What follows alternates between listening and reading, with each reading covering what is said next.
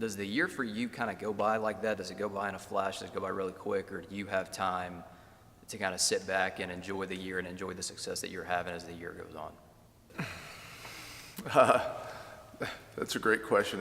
I should probably give a different answer than this, but, you're just so caught up in the season that, for me personally, I probably have to do a better job of enjoying the moment. But, I kind of wait till after the season to reflect back on it. I mean, you're just so caught up, and the only time we really enjoy a win is Saturday night, and then Sunday it starts a new week. So, that's what we signed up for, to be a college football coach, and I think it's good to spend some time reflecting at the end of the season, but during the season it's on to the next one.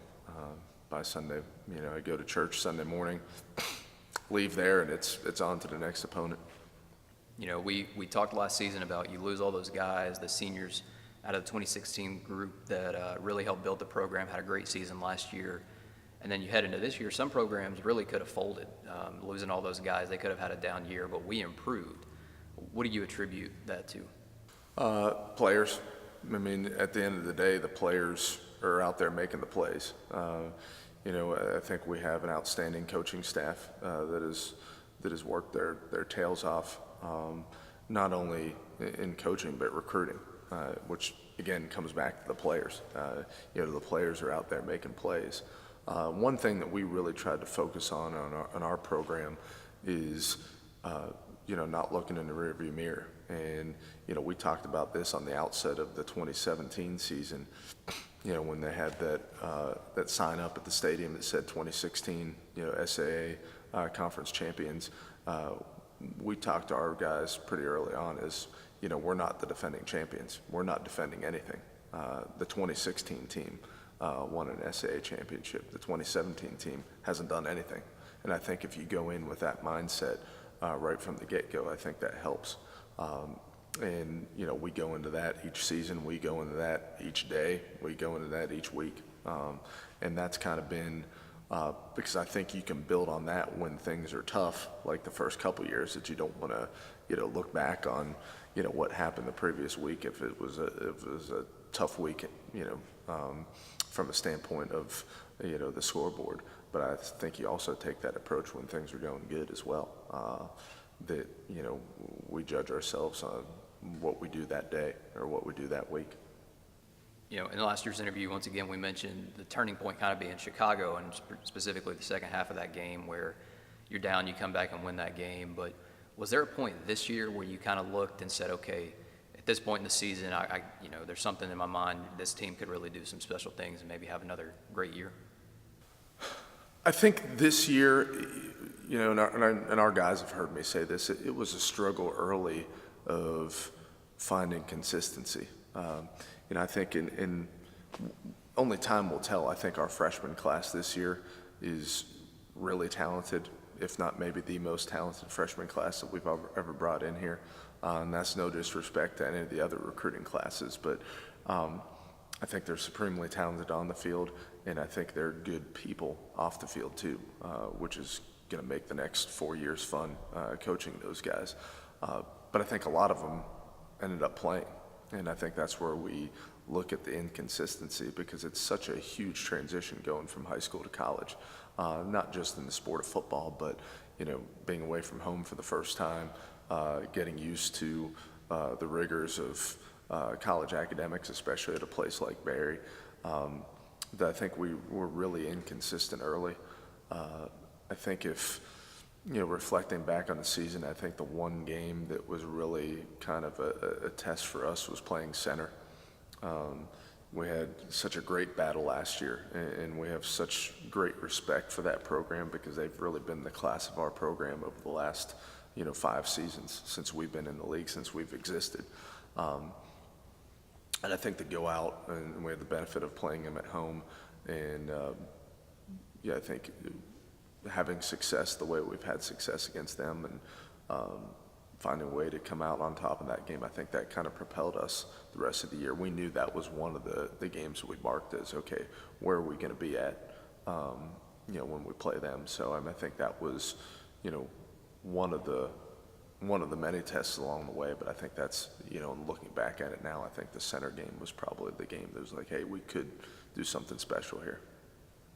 Because we had such a tough, we have a lot of respect for Maryville and LaGrange non-conference, and there was tough physical battles there, and then playing a Rhodes team that is explosive on offense, and that was picked to be one of the top, teams in our league. After getting through those 3 games and going into, what we feel like has been the class of our league, I think that was probably the turning point. We talk about program records, and there was a tweet that we put out earlier that 104 total program records broken this season, but one that kind of goes overlooked is you had 3 guys named to the COSIDA Academic All-District team, and it was Mike Winkleviak, Jackson Putnam, and Tristan Klein. Where does that rank in your mind on kind of the accolades that this team was able to get in the 2017 season? That ranks right up there among the top. We've had 3 total going into this year, and to have 3 in one season is huge, because that's what we sell here at Berry, is the total experience. It's not just the football experience. It's not just the experience in the classroom, the experience on the campus. It's everything rolled into one. And extremely proud of all 3 of those guys, because all 3 of those guys have played a lot of football for us too. So they're not just doing it in the classroom, they're doing it out in the football field. And I think, when we go out recruiting the next year's class, that's going to be one of the big selling points. And they've been able to join the Mitchell Blanchards, the Adam Sandins, and the Malcolm Grahams. And in our locker room, we have, a place where we promote the all-conference performers first or second team, but then we also have a place where we promote the COSIDA all-district team too, because that's a tremendous honor, and that's right next to the All-American plaques that we have too. So hopefully, we need to add some more wall space for that stuff. When it comes to national recognition, we gained some kind of over the past year or two, but this year really, especially in the D3 football poll, the American Football Coaches Association poll, we got up to number 18 eventually in both of those. When you saw those come out, did you think, okay, finally they know there's a team down in Georgia that's pretty good, or did it not really bother you that much? Did you not really care too much about it? No, I thought the opposite. I was disappointed because I want to fly under the radar. we want to have that at the end of the season. But no, we want recognition because I think that helps us as an institution, being still a relatively very new athletics program to NCAA Division III. And we've certainly benefited in football with the success of the other sports programs here. There's no doubt in my mind that all ties in together, because when the NCAA is looking at the national level, yes, it's specific to the sport of football, but when you have a softball program, when you have a volleyball program that's gaining national recognition amongst some of our other programs here, that I think to a certain extent that helps the athletics department in general. So I think it's huge for us as an institution. I'll even take it a step further. I think it's huge for us as a conference, as a relatively new conference, the Southern Athletic Association. So, we carried those burdens certainly heading into our first ever playoff game, being able to host it as the winner of our conference, and being able to find a way to win that first playoff game, I think helped us as an institution, and also helped us as a conference too, moving forward. Because I knew we were supremely disappointed sitting at 9-1 last year and getting shut out of the playoffs, as was Center, who was a really, really good program, sitting at 9-1 and on the outside looking in. So maybe this will help in the future gain more recognition for our conference. Heading into the playoffs, Huntington and St. Thomas, I know that the process in terms of practice and that kind of stuff, most coaches say it doesn't change a whole lot. But did you and the team, kind of just the feeling in the locker room, did you feel like the team kind of flipped a switch and decided, okay, it's time to really turn it on here heading into Huntington and then heading into St. Thomas as well? Well, we talked about that. We knew we needed another switch to turn on, because, once you get into the playoffs, just the intensity level certainly increases, and we're going to have to rise to the occasion, because once you get to that point, you're always facing really good programs. We felt we were battle tested in our conference. There's some conferences out there, there's the haves and have-nots. In our conference, you better show up to play each and every week. So we felt good that we were battle tested coming into the playoffs, but we knew the intensity level was going to be ratcheted up a notch. So we did embrace the challenge of, the playoffs and having to step up our game. And, I was proud when we beat Huntington, at home. I was also proud of our performance that, we didn't score more points than them on the scoreboard, but I think we competed against what we feel like is one of the elite programs at the NCAA Division III level, in Minnesota at St. Thomas. So, we're very proud of the way our guys performed once we got into the postseason. You talk about the St. Thomas game up in Minnesota. You get behind 22-0 in a blink, and you kind of, that game could have very easily spiraled out of control into one of those 97-0 games that they've kind of had all season long. But especially in the second half, I feel like the team kind of settled in a little bit and played well against one of the better teams in Division III football. Yeah, there's such a disparity at the Division III level between the top elite 4 or 5 programs, and then you kind of got the next tier, and then you probably have the next tier after that. St. Thomas is certainly in that top tier. Whether we were shell-shocked or whether we were in awe or whether we were a little bit nervous, I don't think this 2017 team got any of that. I think we ran into a really good program. And we kind of settled in a little bit and we competed. And you're exactly right. That score, at one point, I'm thinking to myself, man, this could be a 49-0, embarrassing loss up here.